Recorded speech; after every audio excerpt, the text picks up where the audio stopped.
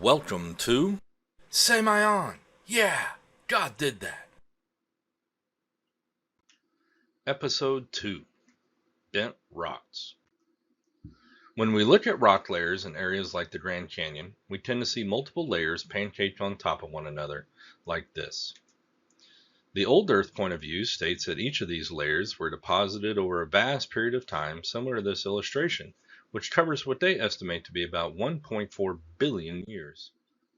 The young Earth view understands the layering to be the result of quick deposition of materials by water during the global flood. This is further exemplified by the layer deposition that was witnessed after the eruption of Mount St. Helens. This image reflects only hours of deposition activity. But we can discuss all the evidence that supports the biblical young Earth model that comes from the Grand Canyon another time. In this episode, we are going to focus on bent rocks, or rather bent layers of sedimentary rocks like these. The issue is that these rock layers are clearly bent, with little to no breakage of the layers throughout the course of and at the peak of the bend, even though many are at extreme angles. The layers are also bent together. It is not as if one layer was bent and then the next one was placed on top of it. Multiple layers are bent at the same time. The old Earth theory believes that the layers of sediment must have been deposited slowly over time. This is necessary for the argument since millions of years must separate the layers on one side of the fold versus the other.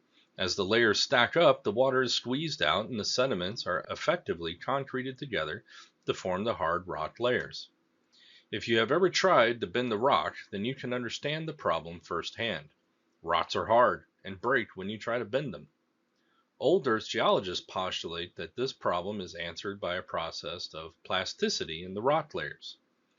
That over time, the hardened rock layers are stressed by great pressure and heat.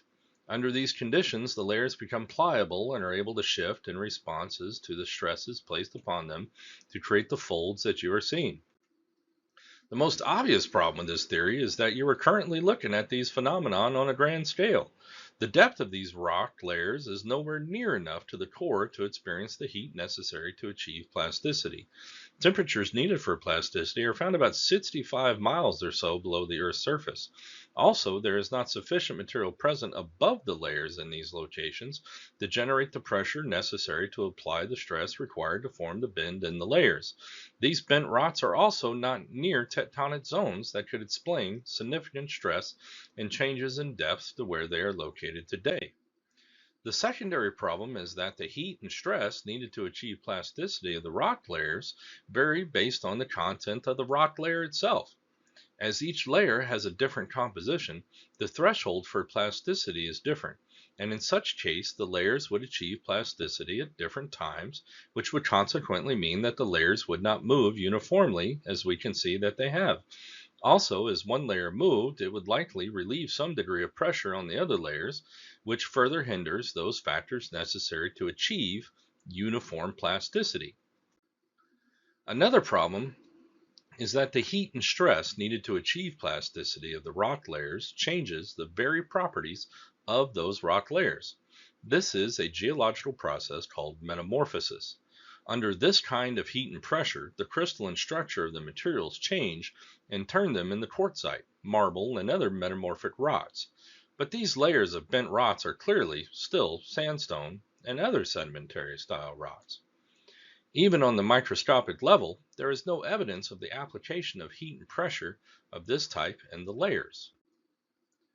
From the biblical young Earth perspective, the old Earth geologists are correct in that the layers must have plasticity in order to fold in this manner. But if the layers of sediment are laid out quickly during a cataclysmic world event, such as, say, the flood, then the layers are still wet and pliable, and the type of bending we see can be explained. Remember playing with Play-Doh? When it is fresh, it is fun, pliable, and moldable, and your mama is happy. But when you forget to put it away, it dries out and becomes hard and brittle, and your mama is mad. Soft Play-Doh, like layers, exemplify the fold process well.